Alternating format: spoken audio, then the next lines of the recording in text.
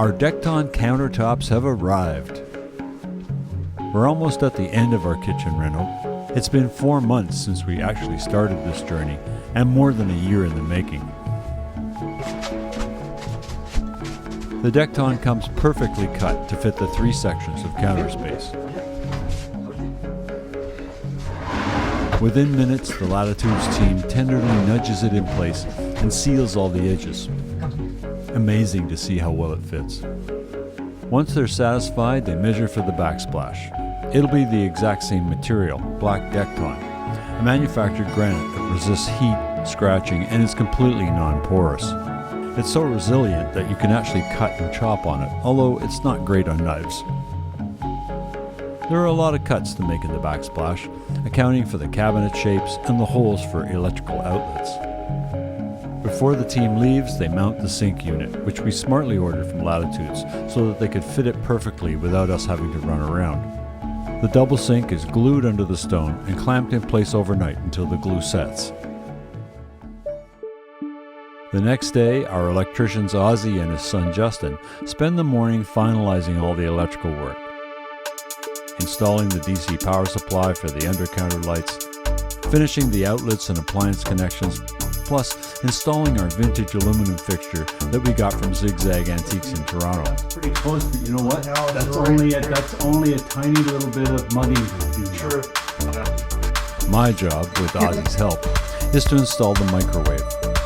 It's actually a combo air fryer grill microwave, originally designed for countertop, but KitchenAid makes a kit so you can build it in.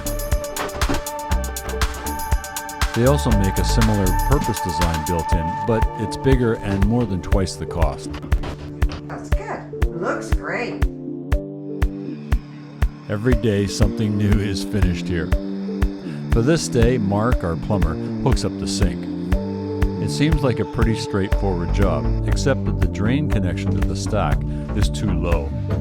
So I end up having to open up the wall in the living room so that we can correct the slope. I didn't film it as we were just too stressed. It took all day, but we did fix it. The cabinet team has completed lacquering our doors, so I head out to their shop, then pick up Don on the way back. Don installs all the doors rapid fire. Then he and I assemble the last cabinet, which encloses the fridge.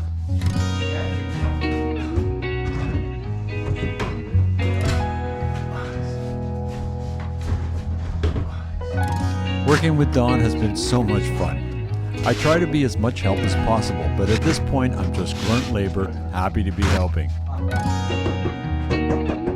And Don always has a story. These people bought this big machine for a factory, right? And they couldn't, once they got it there, it wouldn't fit. They couldn't get it in this, whatever, the roof was too low in this one spot where they had to get it through. And so hired him to do this thing if he could figure out, and they thought they're gonna take for months to do, right? And it just didn't fit. So he gave some astronomical price, I don't know, whatever it was, $50,000 or something, to modify this thing to get it in there, right? And they said, okay. So he came in, he brought in like a big forklift or something, and he actually lifted the roof, slid it in. Thank you. $50,000 later. We install the last of the doors by late afternoon.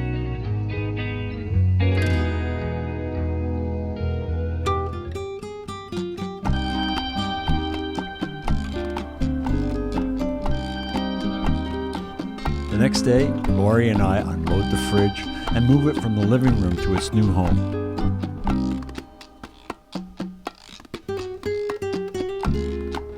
We received this new one a couple of weeks ago and have started to get used to the layout.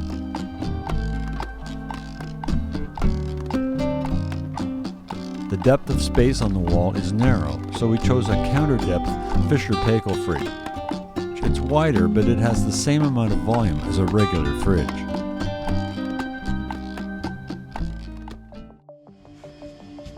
the Dekton backsplash arrives.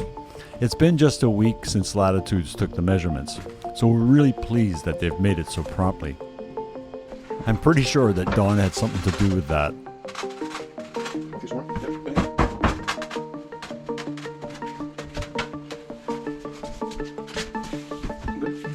Just like the counter, the backsplash fits like a glove. They glue it in place, and later the cabinet side panels will help support it once they are installed.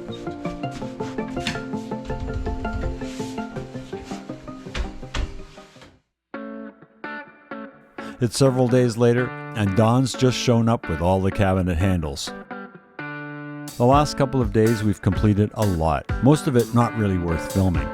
Reinstalling the faucet, cleaning, emptying boxes, filling cupboards and drawers, installing all the AC faceplates, it's been a bit of a blur. While Don installs handles, I work on the stove vent hood. I couldn't figure out how to mount it, but of course Don knew exactly what to do. He mounts it on a standard shelf. I then slide it in on the shelf supports. But it doesn't quite go all the way. It's not totally flush all the way to the back. So Don gives it a bit of help.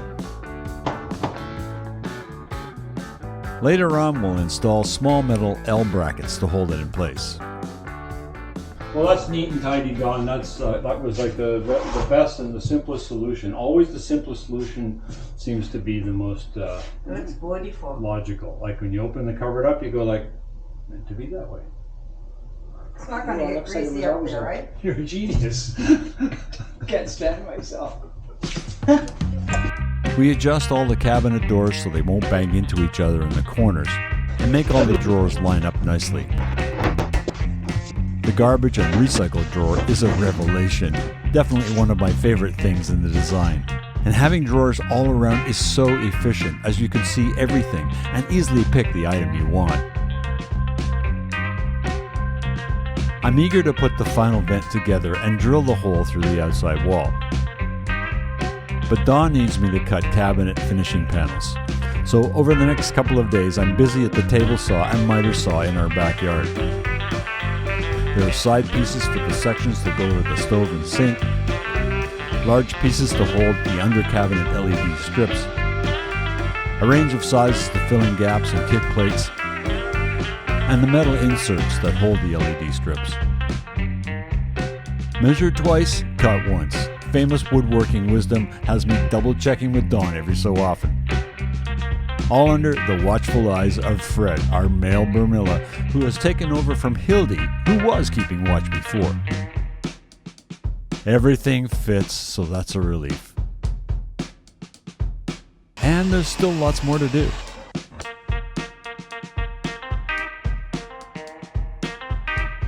Lori's been our guiding light on all the electrical design, and she's taken on the task of finishing the LED strip installs herself.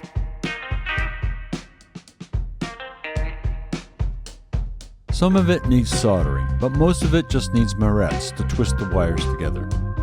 And it all works. By the end of the day, she's wired nearly all of the LEDs. It looks great. The work areas have never been so well illuminated. It'll make it a pleasure to prepare and cook meals here. A few days later, and the last major thing to do is to install the duct for the stove vent.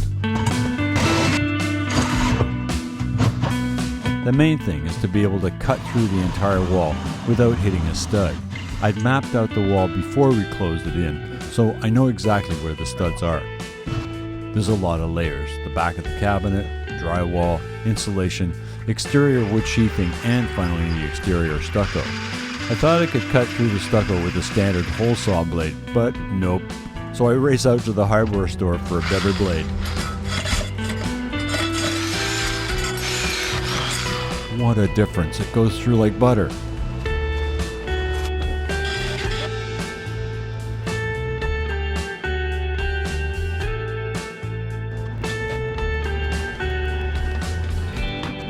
With a few adjustments to help the duct through the wall, it's in. To finish it off, I gap seal it on both sides and then tape the seams with aluminum duct tape.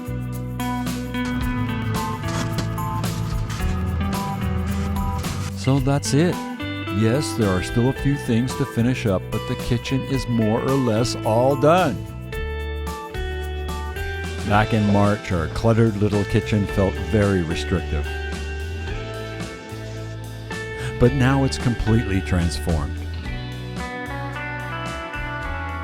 Before, the work triangle was compressed into one zone. The appliances pretty much dominated, and the storage options were very limited. Hildy, come on! Now, we can't believe how much workspace we have. Both of us can cook comfortably at the same time. Storage space has more than doubled, and the work triangle has opened up nicely.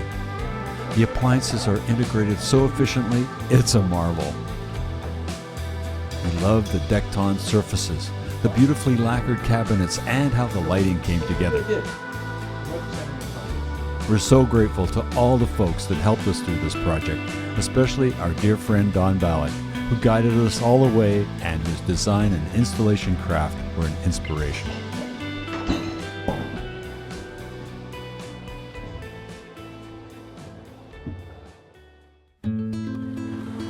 Next up on Turn Left here, you think a little bit of rain is going to spoil our trip to Florence and Rome? No way! In Italy, we get immersed in beauty. Lush gardens, extraordinary architecture, iconic artwork. Streets brimming with sculpture and modern art.